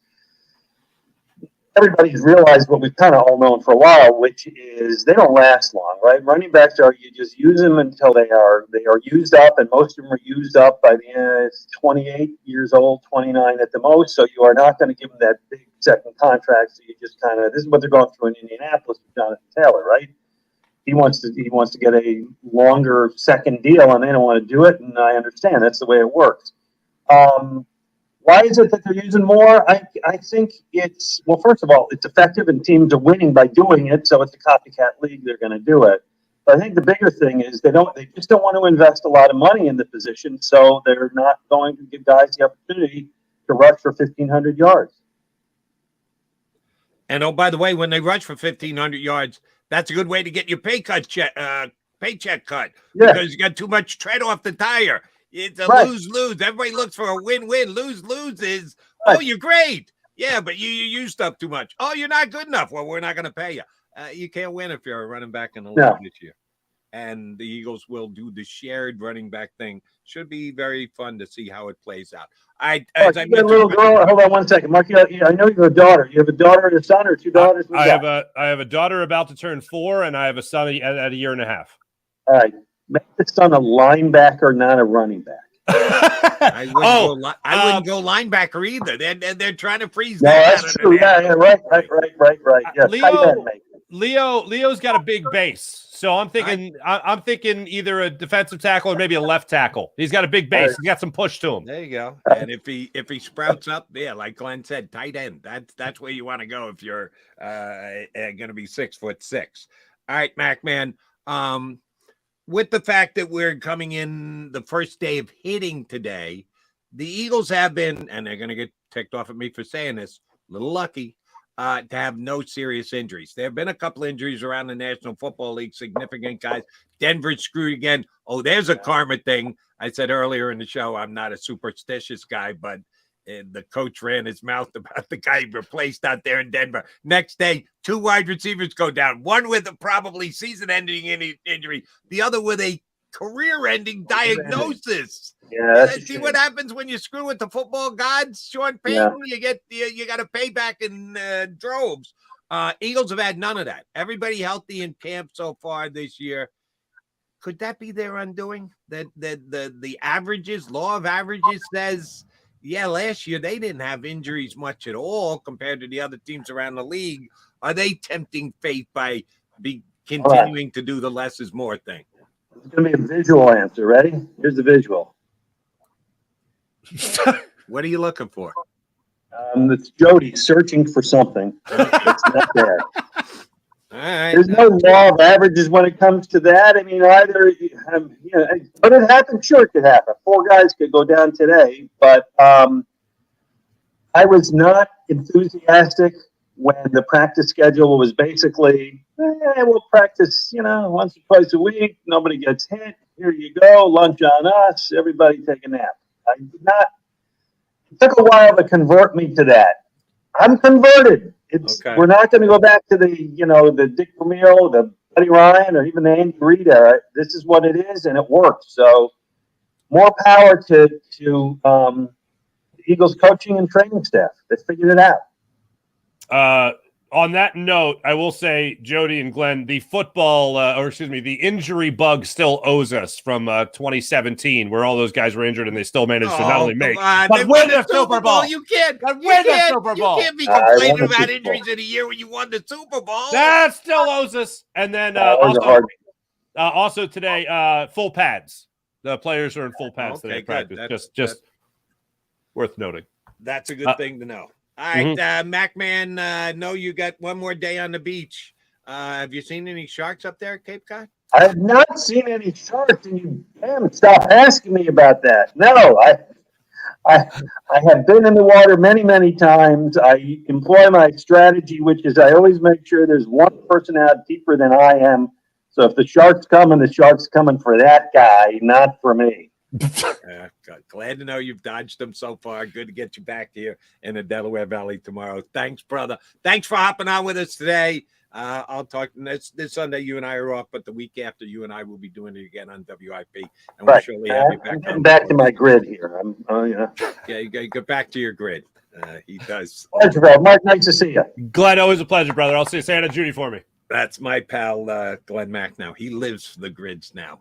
He introduced me to the immaculate one, which is baseball, but they've got one for football and hockey and basketball if you want to have some fun each and every single day. It's a fun little thing. Check it out online. If you go to any of the blank reference, baseball reference, football reference, hockey reference, they're partners with all of those sites now, too, and you can click up the grid every single day. All right, we're going to take a quickie timeout, come back. Barzetta is in for John McMullen. We've still got 15 minutes left to talk Birds football. Stay right there.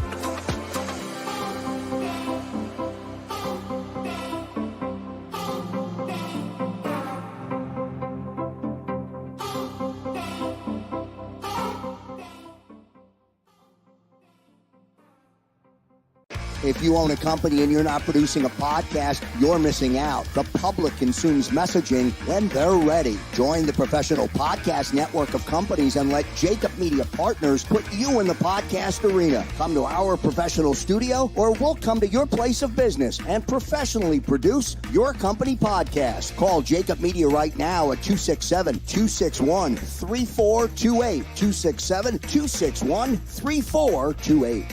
Heading down the shore. Have a ball once more. Here, imaginations run wild and time stands still. Because here, you can find the best of the Jersey Shore, all on one 5-mile island. So leave the old you behind and get lost in the woods. Wild, wild, wild wood days.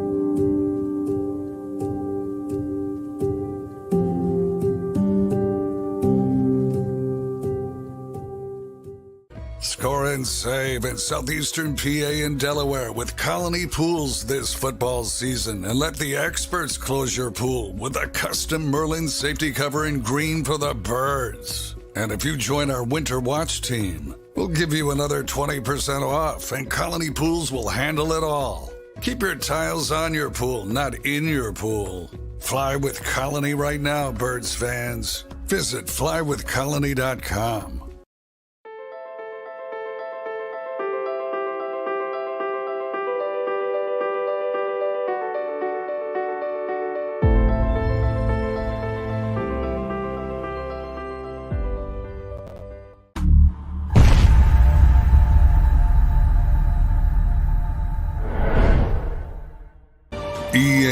EAGLES, Eagles.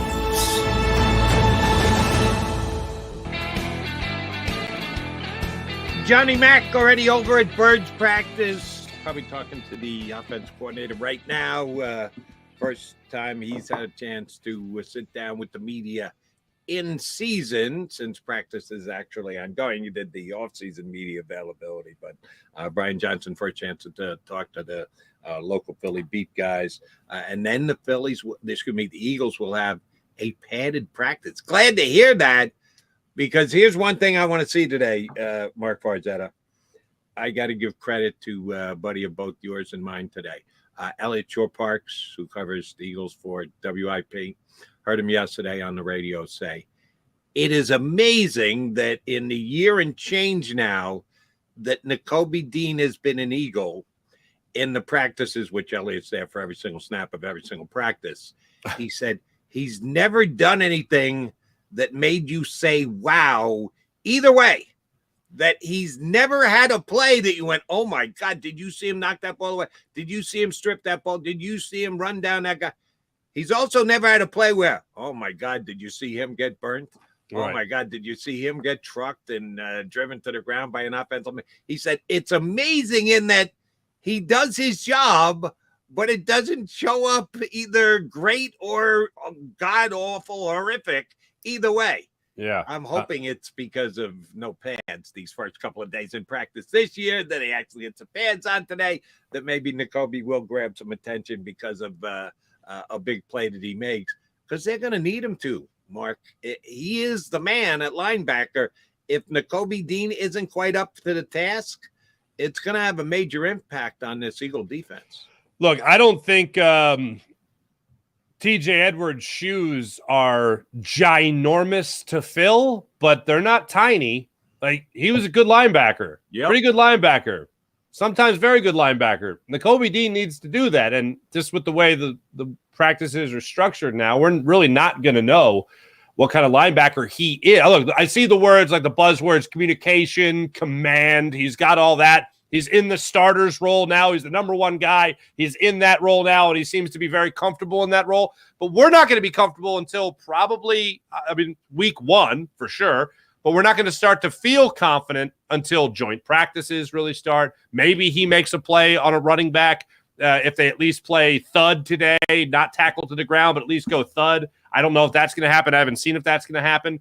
But we're not going to feel comfortable and really start to have that confidence at the NFL level until at least joint practices, and then really start when the preseason starts, and obviously when you're starting the actual season. So that's a big thing. And I remember last year, it was always noted throughout training camp that Nakobe Dean didn't grab attention. And that's an interesting point that Elliot made, because last year, I remember that being a regular footnote throughout practice was, well, a guy who really hasn't turned a lot of heads or grabbed a lot of attention or stolen a headline or made a play today, Nakobe Dean. It was like every day it was pointed out that he didn't do anything that was a wow moment. So for that to bleed itself into this point in the camp is not that surprising, because it's only now going into day 4.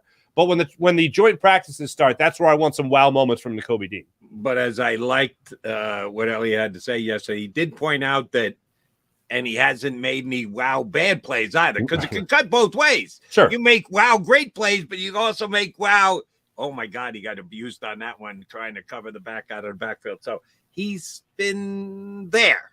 And we'll see if he comes up big when it actually gets underway.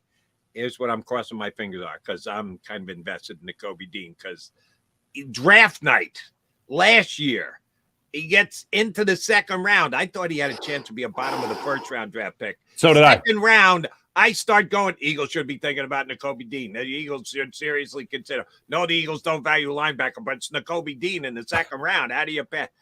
They don't take him in the second and then get him in the third, which I couldn't believe.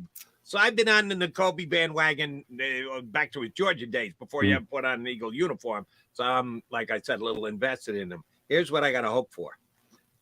Only 16 months ago, the Eagles were seriously considering trying to make a trade for Russell Wilson. Only 16 months ago, the Eagles were at least investigating what it would take to get Deshaun Watson here to Philadelphia. And now all is right with the world because Jalen Hurts is Jalen Hurts. But we weren't sure that was going to be the case 16 months ago. And even then, when they were looking at other players, other quarterbacks, everyone said, yeah, but this kid's a great leader. Yeah, but this kid's a take-charge guy. Yeah, this kid in the huddle is the kind of guy that the guys will rally around and follow. I believe that about Nakobe Dean. He hasn't done anything yet. 32 snaps. He made a couple of tackles in a blowout game last year. But he has produced absolutely nothing to this point. But everybody says the same thing about him. Smart as all get out. Is going to be the captain of the defense this year. It's Jalen Hurts part 2. You buying, Farzi? Oh, I'm buying. Yeah, I'm buying on Nakobe Dean. And I've had the opportunity to spend a good amount of time with Nakobe Dean. We did an extensive interview with him last year as part of a Sky Drive segment we did for my show and podcast. And he blows you away. Like, you talk to people that are just off the charts brilliant. Like, we're talking about a mechanical engineering major. We're talking about a guy that wants to maybe dabble in pre-med, Jody. So the smarts are there. The drive is there. The work ethic is there. And a real tough mama growing up, man. Real tough mama. And one of the things I took away from this extensive interview we did is that the guy's work ethic and overall smarts, and then you already know the athletic ability. I mean, look, if you can tell anything at the college level, it is athletic ability. He's got that. Now you just need to put it all together at the professional level. And that's what I'm waiting with bated breath. But if I am buying stock, I am definitely buying stock in Nakobe Dean, because I do think he is going to prove himself as a more than legitimate linebacker, middle linebacker, and signal caller for this Eagles defense. All right. So Mark Farzetta and Jody McDonald both on the Nakobe Dean bandwagon. I'm going to have to keep an eye on this one all year long. All right. Since I already went there early in the show, I'll double down and get punched in the face tomorrow. What Eagle in first day in pads ends up limping off the field? Oh, Jody! Walking off the field. Jody! Mac now gave me a hard time, did the whole search, and Jody's looking for things to that. Oh, yeah, I'm doubling down. First day of real practice in pads. Yeah. I'm not talking season ending. I'm not the doomsayer, but there's got to be somebody that's going to get hurt day one. Totally. Who's it going to be? I think Nick Sirianni. I think he's going to yell into his bullhorn. He's going to yell into his bullhorn so hard that the vibrations make it drop and hit his foot, and he's got a bruised big toe, and he's got to be, carted around the field tomorrow. So that's my big prediction. What the hell is wrong with you, Jody? That is absolutely not going to happen. Don't you understand that Nick Sirianni is a tree? That his roots are so well planted, a strong wind comes by, he's not getting knocked over. Oh, yeah. There's going to be no injury to Nick Sirianni.